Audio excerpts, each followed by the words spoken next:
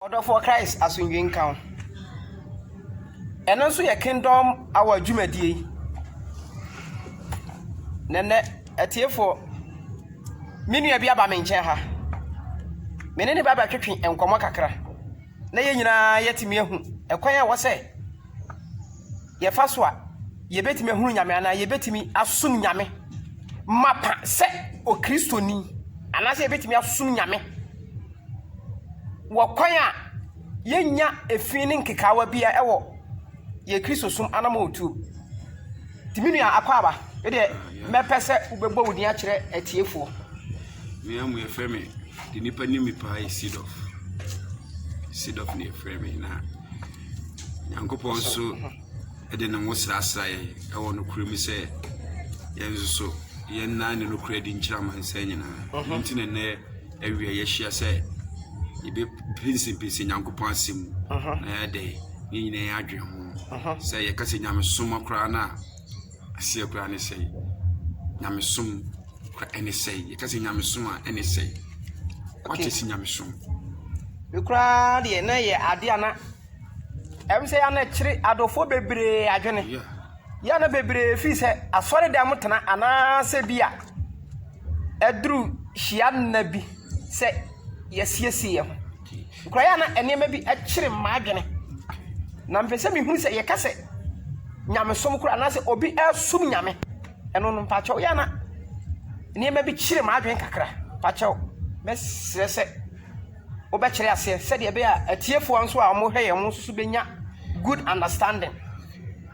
okay me da sipa atiefo amutie nya awrade nhira nkamo yesu wonya okase wa video obeti bia na mi se nyame na no ngokru tumi so besraw because nyame asama ye no kura chinye bia no aso nipa no to so hu nyame na ni nyame na ngosra ti wa obeti bia no wa bo video na be share bia no nyankopon de na adom ne ni nyam ne ne tese ni nhira se so de hira bia no nyankopon nam na asam so e de be share ti atiefo a mbeti nyina ne atiefo a mbehwe nyina no mi se nyame nhira se ni ka entom so nyame emom ban e wo Jesus Christ de e ka se nyame soma nyame akwa nyame som ye ka se nyame soma ka simple ai se ka tiase ye pese ka bibi wo First John chapter 4 verse 19 na yesu bibi wo okay First John chapter 4 verse 19 First John chapter 4 verse 19 yeah okay di yebeka Yohani woma okay yanko edikan okay etren 9 okay chichemu enson okay I say adofo muma ye no ye ho na odo firi nyankopon I say adofo muma ye dey ye no ye ho fi so odo ye dey efiri nyankopon First John chapter 4 verse 19 okay ede mesre tie for se o mo fa nche kakra se me ba animu dodo okay yendo fi se ono na odo ye nkane okay inti First John 4:19 okay me ba cho o se yendo yedo okay efri se ono na odo ye kane okay se obi ka se me do nyankopon na otane ni nua oye otrofo na de ono ni nua no na ohunu no ebeye dan na obetimi ado onyankopon a ohunu no na ahyedie yi na yenya no ne nkyɛn sɛ de odo onyankopon no ono ni nua nso bi so o se nyame se mi anhu me no wo so do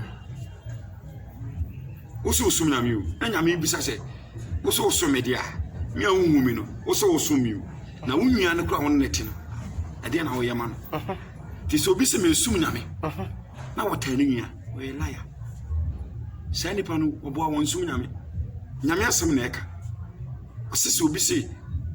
o sum nyame ana wo nyame do tinimu odo nyankopon na wo tani nua e trofo koso yesum nyame wo dom ti me sum nyame do timimu eni tira me sum nyame enye nyame sum se ye dware anopa akote nyame yakotie nyame emeka se yakobo ban yakosa ye huri tese yakoji yeni ne chese ye sum nyame yakotie preaching fine preaching is good asane ye worship ni se but nyame sum ni se nyame asem na ikutie de bebobra Yibi ne di. Many pen. Enti me sum nyame. But me fa nyame asem nya adwuma. Ah na che se. Pacho we do wadawo ma me ntwa no che se.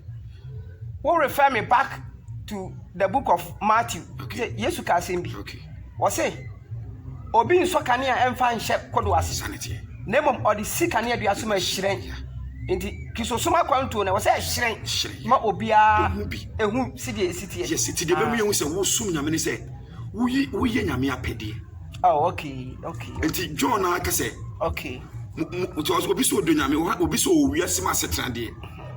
Na so boni nya ayemonwona onyankopɔ do na tim mu sei. So ti me sum nyame. Be me nua mitimu odi mamia. Menya me nua ho china mitimi mua no. Me nua me ye mboni a mitimi fa nche. Enter 1 John chapter 4 ne 19 say no obi so do nyame. No tani nua e truth. Ti nyame sum ni say ye di nyame pe. De awrade e ka no ye di na namu echi. Ye do ye nua e di nua fo so che na me sum nyame a metuma kodi me nua. Dabi. On obi a me se me sum nyame metuma kodi me. Metuma kodi me nua ayere. Dabi. On obi a so sum nyame obetuma fa na yere chi ana ne kuna chi. Okay, we de onyankopon nhira wo. Me so eniema bi atwene ma adwene kakra wo. Okay. On se enkofo bebre abamu ye bu wo am se omo Kristo sum. On se bebre am se Kristo sum no akwanto no se bebre nyante ase. Ba na me busa se obi wo no mo a. Me kai se nansan awura bi ba me nche be ka kire me se ono de papa ye onye de wonya biem. Efri se wo se oni onua bi ekompaibo na wo dawdo kire ni nua no ema ni nua no de evil na etua ne ka anase ode bone kwa so na eden nti ema am se na ba mu bui edem busa se eno nti eba sa no nti onton koso ana ya ese otokoso kon Kristo sie da so ye ne boye funpun ti Bible se ni ono ne de ne krato sa so ne yenya ti se wo se wo sum nyame dia nyame don ati betra mu dia na wo se wo sum nyame dia emfa woni de obi yo hwe won se Bible ka se me se oba sa wari mu no be ma no na yire na oba so mre ne ho ase se nyame se do yira wo no yire because of se papa oba yo nti nyame asem wa kante wa hyede se so de di adwuma so oyini ni nyo se wo yo esa wo de adwuma koso nyame na aka sa so na oba no se wo kun enowa eso so na obrase koso nyame asem na wo de adwuma nya nipa na asem se wo kun ye papa wonye papa esa obra ho ase sanity the Kristo sum ni se wo do wunua wonya wunua bone unkudu wunua konkonsa wonya bone tese te wonya ade be wunua ni bi so gu ne yam unfo nwua nko aduro so wonya nya bibia wo ma ne nya wo ya wonya wo kire na be ma tese obi firi akoma mu nya be de wo beboa ifini nyam so tese bi dwane akwata so de dem na me ba fia me ni nwua beko me dwane akwata so de dem na me ba fia me ni nwua ne nkasa obi a me bone me smiri mfa nkyene da enye nyam so Trefe John say so obi say odo nyankopon nyame anwuni da so do na wunwa ne ntifie so ta je kanya me suma nyame dwara kwata nyame asori demu o dware a kanya bone be ye dwara kwato ne nyame asama ye betie ne de be ye adwuma no ene kyese yesu nyame be se ko dware ti asori dem ne nyamfa nyame asama na anya adwuma eno nkyese yesu nyame ko nyame nwuni da nyame ya ho ti kwaya ba faso ye mu se yesu nyame se me ye o papa na so ye me papa ne fere nyame so ti Kristo so no nyane se me don na so do me okay we dey odofo dey awrade nhira na me kan sem bi se ye kan Galatians 5:22 no kra no am se e reflect wo o se hunam o se na honhoma ba ne odwo ayamiye papa ye okay but ye won kofo bi won so a ye wo enkofo bi won so a wo mo no like omo ye papa bia ma yedai edi wo mutimu demo ye wo bi wo kra no a enam so kra ma say hwe na ma bi ka asem bi wo say ne yonko sofo okodi agina mu ma no ewi a kire na nipa na odi agina mu ma no wadwane ama ya che ono na akwa to prison enti we no eno no ti nipa wenti wujiri se otumi free prison wo ba ti ebe di ni trim dem biam sa na enti etoda ye kasa so ya na ensem ha o entina de mu se entina ma ya na men kind of simple nyame som no ayana akwa bibiyo because nyame akwa and kura mu ne say so say Kristo dotu mu dia mfa no do because ade na wo ye ne nipa na ehye wo eye urade a wo so ne na ede ehye wo ene dey problem no we dey Kababo say mesre se obebo eniema tewtew na so ya ye bre na so na emfiri afie so na Bible say me emre papa yo ne ko rati say intino se nyame na ehyew se yeboi ade ne mfam de nipa na yo still don anu intino de bia me yefiri nyame akwa ne so no cause nyame asam no ka ne mfa nya adwuma aso yeso nyame se nyame so se say wo don de a na wo so ne de a wo nwan boni bi o de ayo bia still cause wa don Bible kura say yet yedaso adeboyefo kura odaso bebewi enso ne kura say yedaso ye boni enso erade ye kwa so da ne ye bompa erade famoja ne te ho enso still na ode che enti we de ense metewase a ye ntonkoso se de Kristo tokoso e ma ye no se de erade nka wo hwe ye niema bi anka menyini se nka obetima ye den ababa be wa man enka wo se nka wo twa ye totwene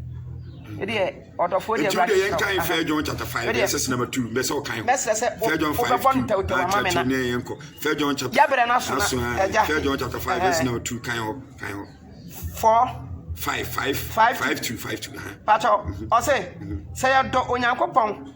na ye di na hyade so a eno a na ye di hu se ye do nyankopon ma true se du nyankopon ni di na hyade so ti nyame ahyade en bi ni se mfu de onwa na yo still koswa se nyame do to bi mu a reflect a dead hwe Kristo ayaba ehinta to bi se ohu nyame na still na bra bon tani obo a we trofo ti de ba de na be so wunim nyame ana wo so nyame se nyame do no yi no wadi wo so bi yo bon na mo de check ya pa hwe Kristo ko wu asemi no ade na ye chesi ya bone nsem na do na so se ja fa chew obi abona asemi mu se ja fa chew sa asema mi ke enye bete na so se so nyame som na wo som na Kristo tomu dia esetumi ye merema erade nhirawo se ebre na so se enkomo no ayede bebere na nso panifo bu besi kakom ye gene kokoa num e wo se ye sore na afoforo nso ye den ebetoa omudwumadi so odofo we de ye nyina yate bebere ye kwan e wo se e ma ye dead mapa se e Kristofo se ye se ye donyame a e wo se ye dead do di kire ye nuanom fi se Bible kura se yes ye nso kane amfa nhye mpaase na mom ye de sikodo so ama ahyren ama afoforo nyina ahunu bi saa na Kristo so anamoto etie e de ye beda wase papa na yesre atiefo se programming wo pese wo enjoy a wo ko YouTube bo akosidua TVGH na wa subscribe o subscribe a program ye ba bia ebeba bebo wo punum kokoko wo mie kura na ebeba bebo wo punum entu dia wo de ne se wo ko YouTube a just subscribe it and enjoy the program otherefore Christ asunjwe nkan emejeri say yedi mesia next time nse ahwefo mu betie na chese ye hunu kwan ya wo se nya ye fa so a ye betimi dia soma awurade sade ye be ya ye wuni yakwa a dan kwa ma bi no ye so nya akontabu papa bi abu a kire oba ade onyankopon hira onyam kese amen